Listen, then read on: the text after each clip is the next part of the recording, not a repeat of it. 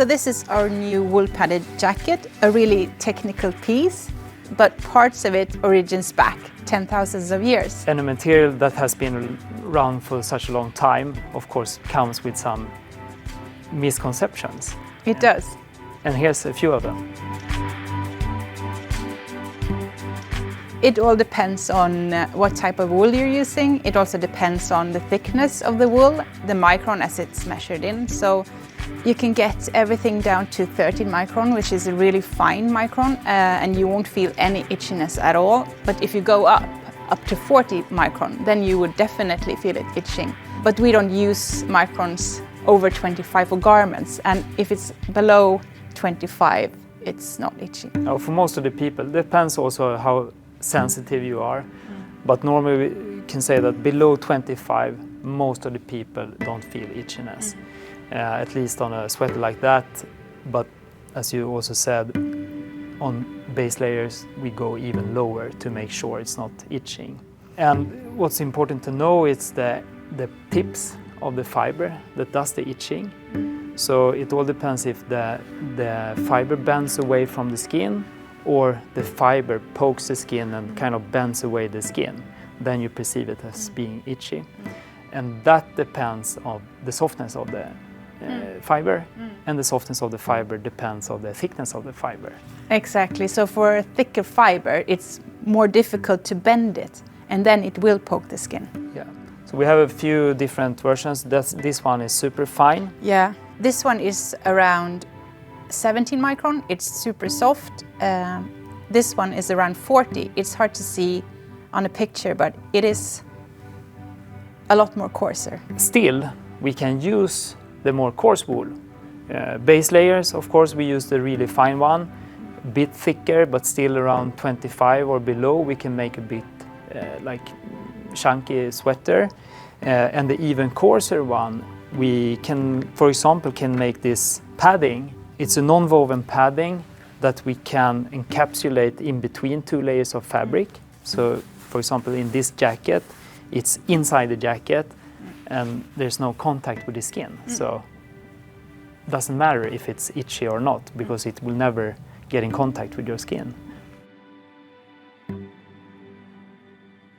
I mean, they do if you don't take care of them properly. But if you wash them in the laundry program for wool on your washing machine, then you'll probably be pretty safe.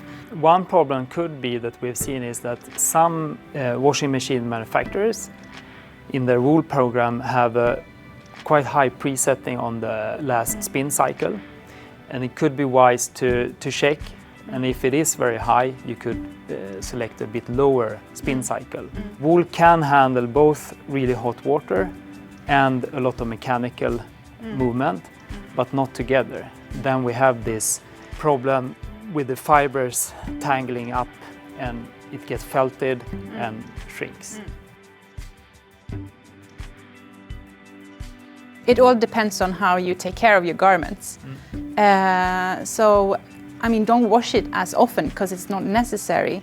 Air it out instead. Take it out, put it on your balcony, or if you have garden, and for a few hours, and it will be fine again. Yeah.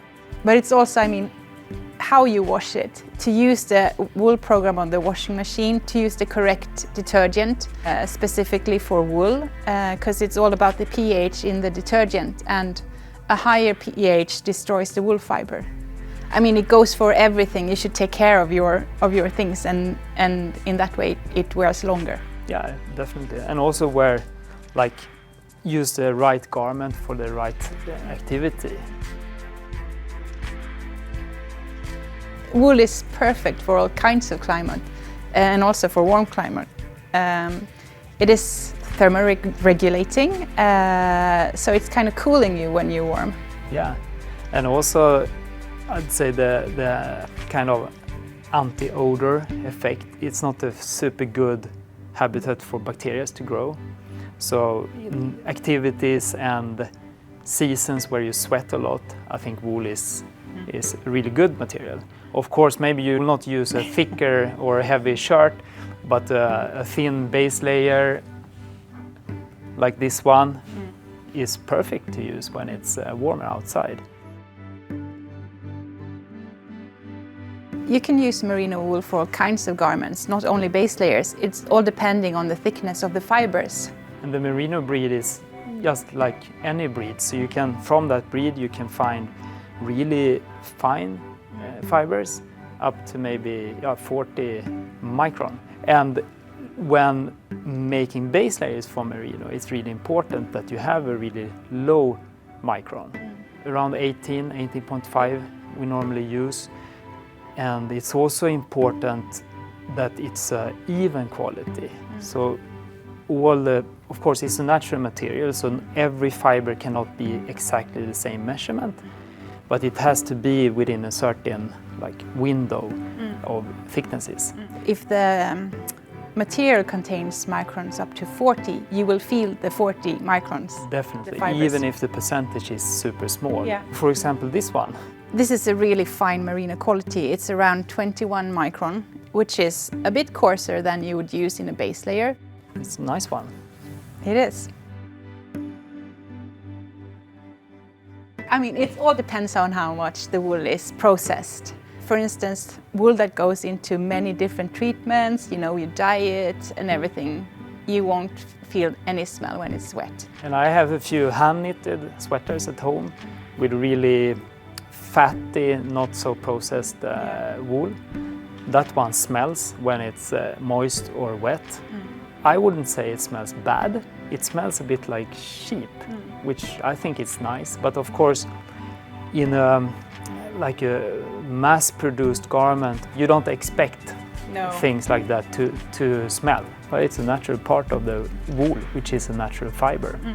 So that was a bit about misconceptions about wool. So if you have any other questions or wonderings about wool, please post them below and we'll get back to you as soon as we can. Thank you very much and see you out in nature.